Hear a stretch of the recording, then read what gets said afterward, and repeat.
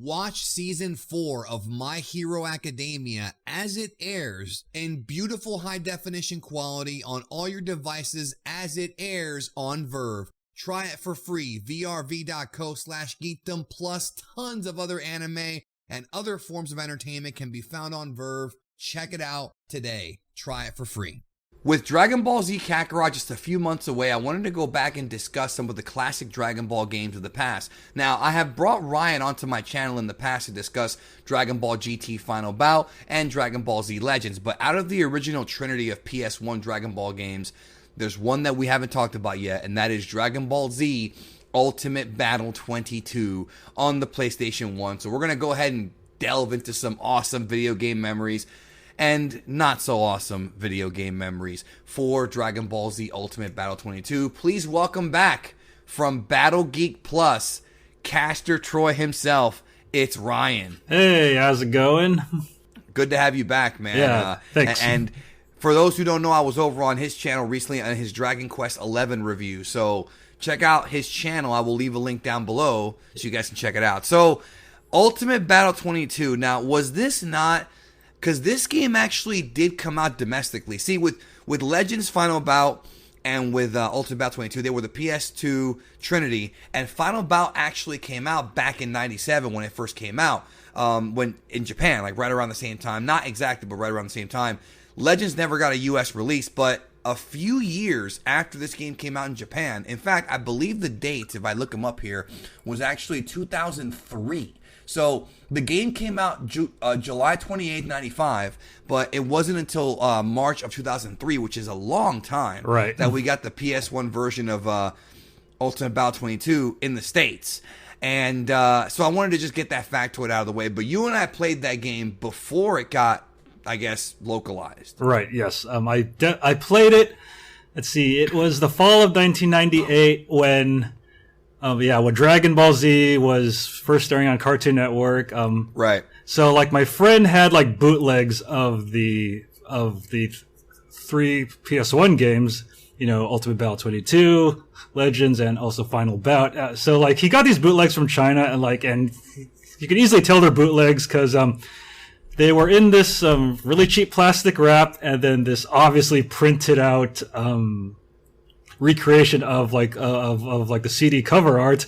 Oh, I had one of those. Yeah, exactly. And then, and then it had like this really, really cheap burned label on it. It kind of looked professional actually, but like the bottom was definitely silver. So I think it was actually printed out on like professional discs, but it obviously was a bootleg. And So like my friend told me like when like you buy bootlegs in China, like they'll open the shop for like a little while, but then when like they see the cops, they will just pack everything and run. And also, if they catch you at the airport with bootlegs nowadays, they can actually like detain you like at the airport. So wait, so if you go to China like on a business trip and you bring back bootlegs, they can stop you for that? Oh yeah, because I heard like, you know, like normal people, like they'll go to China, they'll buy bootlegs, and like they won't know that it's bootlegs, and then after that, like the Chinese police will detain them for like a little while and like confiscate their luggage. It's crazy, dude. Yeah. I mean, that's crazy. So you played the game bootlegged, and let me just say this. So it was similar for me as well. Like we had the pirated games back in those days. We had the mod chips and all that stuff. And I had actually played Final Bout and Legends first. Ultimate Battle 22 was the last one that I had not played. Right. And I really wanted to because there was obviously that little Krillin commercial if you had your Dragon Ball Z Buu Saga fan subs for this game. Yeah, I had those fan subs and I saw that commercial. I think you can still see it on YouTube somewhere. Oh, actually, if you have the Dragon Box set, it's on there. Yeah, but YouTube is... Most people listening to this probably have YouTube above the Dragon Ball. Box. Yeah. Right? But yeah, that's the Japanese Dragon Boxes, by the way, not the Funimation. Yeah, definitely. You're making it hard for them, Ryan. No. I'm sorry, man, but I know you have fans that have the Japanese Dragon Boxes. I probably have a few, yeah. Yeah. But no, it's funny to me how you just went right to that. But yeah, officially those are released. No, but I wanted to play this game so bad because... it looked like Super Butoden, which I had already played. It looked like an enhanced version, like a 2D fighting game, sort of like an early version of what Fighters would become, like a 2D combat game. right? And the graphics were nice. It had all these great characters. It had really great sprites, a beautiful intro, which I got to play when I actually got the game. Right. With really great animation. I believe Nakatsuru was involved. Maybe that was the final bout one. I forget. But when you actually play the game, though, like... Oh, my God. The game has a great roster of characters. But when I actually played this game, I was so disappointed. It's almost...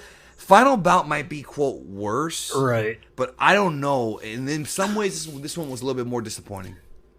Okay, so, I played this game after Final Bout. Like, the first game I played was Final Bout, then I played Ultimate Battle 22, then I played Legends. Right. So actually, coming off of Final Bout, I tried to convince myself that Ultimate Battle 22 was good. I was like, hey, this is better than Final Bout. It's actually kind of responsive. The characters look great because they look great. Yeah, like not that terrible polygon shit from Final Bout. But deep inside, I knew this game was not very good. Right. Like let's say it looks better not in motion. I'll put it that way. That's right. When you look at pictures of the game, like on the back of a magazine or the back of a case, something like that, it looks like a fun game. Then when you actually see it in action, it might still look fun, but when you play the game... So we got problems here. Okay, well, first of all, the good. The good is the game does have a lot of characters. It's one of the only games to have Gogeta. For a long time, Super Gogeta was not playable in the majority of Dragon Ball games. Yeah, and he's in this game. And it also had, a couple of different versions of Majin Buu. It had Dabura. It had several different versions of Gohan, but it didn't overdo it like in other games, like Budokai Tenkaichi. You had Super Saiyan Goku, Frieza, Zarbon, Recoome. Like, it didn't have Dodoria, but it had Zarbon. So it had... because, like in the early 90s and like the mid 90s, most of the Dragon Ball games, mostly focus on having the Saiyans as playable characters, but in this game, like, you got Krillin, you got Zarbon, you got Tenshin Han. Satan. What later? Yeah, you have Captain Ginyu also. Yeah, Ginyu too. So I was like... And he was the best character because you can change bodies. Yeah. No, it was great. You had Android 16, Android 18, but not 17. You were missing some people. But nonetheless, right, you had Goten Trunks, you had Gotenks, and then you could unlock there's a code where you can unlock 5 playable characters, and the game changes its name. It no longer is Ultimate Battle 22, it becomes Ultimate Battle 27, and it actually says that on the title screen, dude. Yeah, and I think out of those 5 extra characters, I actually found Kid Goku to be the best one. It was the most fun, yeah. So the 5 extra characters are Kid Goku from Dragon Ball, which is awesome, on the Kintone Cloud, the Nimbus. Yeah. Master Roshi, which again is awesome. You've got Mr. Satan, who had a rocket pack, more of a comedy character. You had Super Saiyan 3 Goku, who had to be playable because he was such a big part of the Buu saga. Right. And then you had Gogeta. Now, this game came out in July of 95, 2 months after the manga had ended, but the game was in development way before the manga had ended, and the anime still had a few more months to go. So there is no Kid Buu in this game. The strongest form of Buu is just Super Buu. So I think we talked about how this game was probably developed right around the time that Gotenks and Buu were fighting, because there's also no Vegito in this game, just Gogeta. So do you think maybe the game designers, because Toriyama was still writing the manga, do you think maybe they assumed that Gogeta would be what Toriyama would use to kill Buu? Because I feel like that, when I was a kid, I always felt that way. Like, okay, they probably thought that Gogeta was going to be the guy that killed Buu at the end of Z. Yeah, like maybe because, like the game only goes up to the battle with Buu in like the Room of Spirit and Time, and then after that the game's over. So yeah, they probably thought, like Gogeta was good. Like, I'm pretty sure like they got notes for movie 12 back in the day, and so like they were like, okay, maybe Gogeta's going to be this big character that's going to like, actually defeat Buu, but as we progress like through the actual series, that's not exactly the case. But hey, let's put him in this game so we can sell more copies. Yeah, of course. And it's smart, too, as a secret character, but there's no Vegito, and people are going to be like, well, what about Vegito? Where's Buhan? Because the game ended before, even though the manga had already been over, the actual game itself didn't cover that timeline. So that is a point away from the game. But The real problem with this game is the gameplay. Yes, exactly. It's so choppy. And here's the worst part. When you do special moves, all of the key blasts look exactly the same. It's a little yellow ball thing. It's not like on Butoden when you have like a giant wave. Yeah. Kamehameha. No, it's a little tiny ball thing, and it's so bad. Yeah, see, the problem with the gameplay is the characters don't move as smoothly as the characters in like the 16-bit Butodens, and so and plus the problem is, like remember in the Butoden games, like the screen would split if you needed to get far away from your opponent. Of course, yeah. Yeah, in this game you actually can't get that far away from your opponent. And so when you try to do special attacks, you don't have the space to do them. And like the problem is like they don't make them all flashy like they did, and they can easily be dodged and deflected. And they take off a lot of your ki. Like they probably take off 75% of your ki. So if you miss, you're fucked. Yeah. No, you are. And so you have to charge up your ki and for a long time. And like you said, you can't do split screen. So to kind of, and also they had this thing where you could either fly up or you could be on the ground. Yeah. So you'd have a lot of battles where you'd be you and your friend or the computer on one corner just firing key blasts. Yeah. And it's so boring. Like just imagine, for those who have not played this game, but you have played Fighters, just imagine, because Fighters is like a really well-constructed, strategic fighting game. Arc Systems did a great job on that game. This game was not that. Right. I mean, yeah, and it's like choppy and slow, and like the moves, not everybody has their moves. Yeah, it's actually hard to do the moves too, because if you played Fighters, the moves are pretty easy to do, and if you play Butoden, then the moves are easy to do and responsive. But it takes a couple of tries to do a Kamehameha, to be honest. And also and one of the big problems is you have to charge your ki in this game, and okay, so when you charge your ki, you hold X and you hold square, but the problem is it actually takes a whole second for you to get into like the key charging animation, and it makes you vulnerable, and it's hard to charge ki, so you can barely do special attacks because your opponent can easily just rush towards you and whoop, you're out of your special attack. Hit you and then you're out. Yeah. It's so hard to play. So it's not strategic at all. It's boring. Yeah. And when you look at the graphics, you're like, oh my god, it looks just like the anime. Yeah, and also what a letdown. Yeah, I mean, also, aside from the really awesome animated intro we get, kind of like before each battle, we get like this, we actually get banter between the characters, which they actually took out in the US version for some weird reason. Yeah, it's gone. Probably they couldn't dub it. Yeah, they couldn't dub it, or they can subtitle it. But like those drawings during the banter, that those look like the animators' kids drew those. I mean, they look awful. Yeah. Terrible, but it has that good animation like during the game, and during the it's like such a polished looking game, but then when you play it's bad. This is the definition of don't judge a book by its cover. Exactly. You know what I mean? Yeah, that's what this is. Yeah, and also like the difficulty, even if you put it at the easiest mode, the game is still really, really hard. It's hard, but it's not the challenging hard. It's more like annoying hard. Yeah, it's annoying hard. It's annoying hard. It's not like I want to beat this to become a better gamer. I'm not being challenged. I'm being mopped over by the computer who can do things faster than the human brain can comprehend. And I can't even charge a single blast because I keep getting hit when I'm trying to, and the computer knows all the counters. And like you can't even counter their counter. It's just no, it's not good. Okay. In fact, when you look at the reviews, I have here GameSpot gave it a 1.2 out of 10. So it's a really, really terrible game. XPlay said it's a waste of time and money, which is true. We didn't pay for it, though. US PlayStation Magazine, remember that? Right. Gave the game a 1 out of 5. EGM said that someone crapped in a jewel case and passed it off as a game. Okay, like to be honest, I think 1 out of 5 is way too generous for this game. And what the crazy part is, I actually own 3 copies of this game just for collector's purposes. I have 1 copy. Yeah, I mean, not 3. I own the original 1995 non-greatest hits release. I own the US version, and I also own the the like best in the family re-release. So, and like, why do I own 3 copies of this game? You know. Well, maybe someday you can sell them for a high price. Maybe you can sell them for $11. You never know.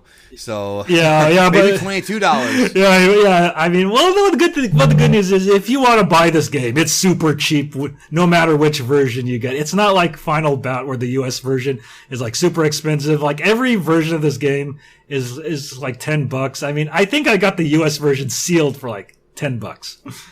Yeah, no, I have the Japanese version. It was like $10. One thing I will say is the cover art. All 3 of these games from PS1 have great cover art.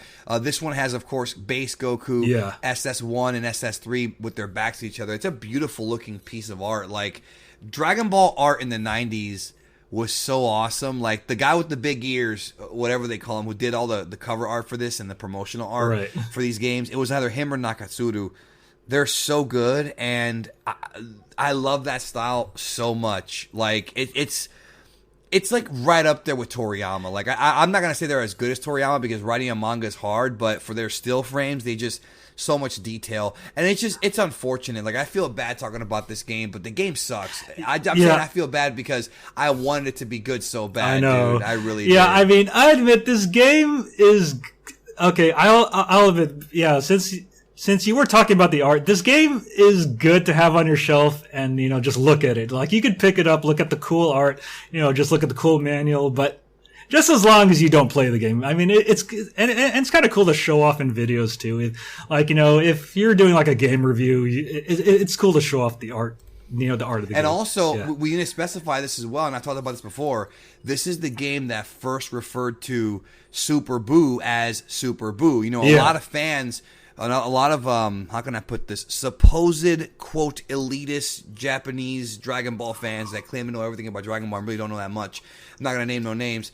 They sit there and they say, oh, Super Boo was a Funimation creation. Wrong. That is wrong. Right. Super Boo, because obviously in the Japanese version he has a different name, and you know he's not really called Super Boo in the manga or in the anime, but in this game he is. He's called Super Boo. So and also you know, I don't know if you played this mode in the game. Like, there was actually a build-up mode in this game. I don't remember it. Remind me. So like this build-up mode is like so this build-up mode is where you get to choose a character, then you actually fight like a series of opponents to gain experience. So you can make your character really powerful. So if you so if you build like Final Bout also had this too. So if you build your character up, you can build your character enough to actually to actually kill your opponent in like 2 hits. And it's kind of funny. So at Kamea-con, when I actually ran my Play the Dragon panel, there was a guy in the audience said, I built up my character in Ultimate Battle 22 to maximum. I was like, holy shit, dude, I'm going to give you a free copy of my Play the Dragon book just for saying that, you know? Well, hopefully it was somebody like a Zarbon or a Krillin and not somebody strong. Right. You know, that makes it more fun when you build up a character that's essentially a mid-card jabroni in Dragon Ball and you make him super strong. That's always a fun thing, you know? Yeah, I didn't ask him what character he did, but just the notion that he maximized the character in build-up mode was already impressive enough. Because I don't think any sane person will want to play this game, you know, like past, you know, like beating the game. And also, beating the game is a fucking chore. Like, I think you have to fight like all like 27, like if you put in the cheat code, you have to fight all 27 characters, but if you don't, you just fight 22 characters. Well, it's not a cheat code. It's basically like a DLC built into the game. Yeah. Dude, it was like DLC built in. You don't have to unlock the 5 characters, but everybody did because they were just extra characters. Yeah, it's 27. And was Gogeta the last one? I think he was, if I remember correctly. Yeah, he was the last one shown in the intro. Yeah. Well, I'm talking about the last one in the story mode or whatever. Oh, no, the last one, well, like the last one, it was Boo? Yeah, it's always going to be Super Boo in the Room of Spirit and Time. Okay, so you couldn't even get Gogeta to go on. I don't even remember, bro. I have not touched this game since 03, I think. It's been so long, and this is all just memories. Not a good game. Right. So everybody, like there's no ending to it either. You beat Super Boo, and then you just get the credits, and that's it. That's it. Yeah, there's no like ending sequence or hey, you saved the world. Like nope, it's done. So thanks again, Ryan, for being here. Check out Battle Geek Plus. Any final thoughts before we close out? Yeah, no problem, man. Thanks for having me on. Well, okay, I'm going to say this about Ultimate Battle 22. I don't recommend playing it, but if you are a collector of Dragon Ball games, I would just say get it for the cool case. I mean, yeah, if they're a collector, they probably already have it, just never even touched it. Yeah. In some cases. Yeah, and also if you want to review it on your own YouTube channel, it makes for a very, very funny review. I mean, I've reviewed this game on my Battle Geek Plus channel, so definitely check that out. Yes, thank you so much, Yeah. and we'll talk to you next time. And remember to leave your memories of this game down below if you played it. Talk to you soon. Bye. Bye.